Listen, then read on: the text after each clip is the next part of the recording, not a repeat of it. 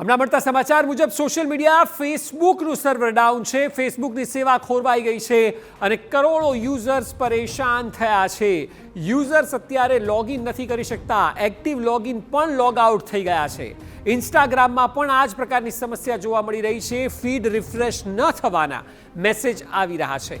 છેલ્લી 30થી 45 મિનિટ જેટલો સમય હશે કે ત્યારથી આ સમસ્યા સતત જોવા મળી રહી છે. એટલે આપ પણ અત્યારે જો આપનો મોબાઈલ ચાલુ કરીને ફેસબુક અને ઇન્સ્ટાગ્રામ લોગિન કરશો તો તે નહીં થાય. એટલા માટે કારણ કે બંનેના સર્વર, જે કંપની તો એક જ છે, એ બંનેના સર્વર ડાઉન જોવા મળી રહ્યા છે અને લગભગ અડધા કલાકથી લઈને પોણા કલાક સુધી નો સમય થયો, પરંતુ હજી પણ રીસ્ટાર્ટ નથી થયા અકાઉન્ટ્સ અને તેને લઈને તેના કરોડો યુઝર્સ જે છે તેમની પરેશાની વધી છે.